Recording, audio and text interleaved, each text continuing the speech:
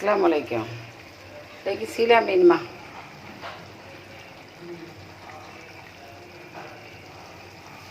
நாலு திண்டு மீன் போட்டு ஆக்கினேன் 3 பேருக்கு.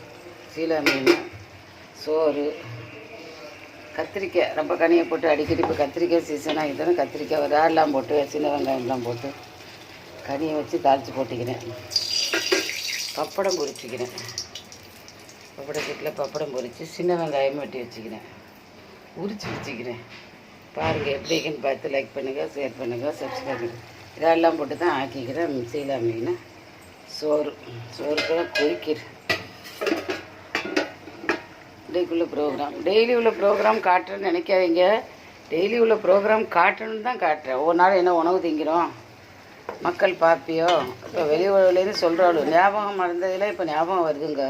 நீ ஆக்கும்போது உம்மாமா இருக்கு அம்மாமா. நான் தான் இப்போ பூட்டி எடுக்கிற வயசு எனக்கு. இது இப்போ 2 வயசு பூட்டி வைக்கணுமே.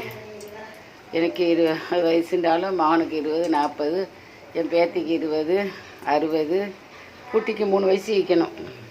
நான் 15 வயசுல பிள்ளை பெற்றுட்டேன். இருந்தாலும் ஒரு 20 வயசு கணக்கு காமனாக சொல்கிறேன். 3 வயசு பூட்டி வைக்கிறவ தான் ஆக்குறேன்.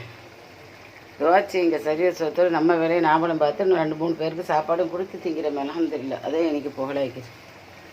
லைக் பண்ணுங்கள், ஷேர் பண்ணுங்கள், சப்ஸ்கிரைப் பண்ணுங்கள். சீக்கிரமாக மாம்பழ சீசன் வரட்டுன்னு துவா கேளுங்க. காய்க்காத மரம்லாம் காய்க்கட்டும். அது ஒரு கறியாய்க்கும். லைக் பண்ணுங்கள், ஷேர் பண்ணுங்கள், சப்ஸ்கிரைப் பண்ணுங்கள். நீங்களும் ஒவ்வொரு நாள் இப்படி ஆக்கி தின்னுங்க. அஸ்ஸலாமு அலைக்கும்.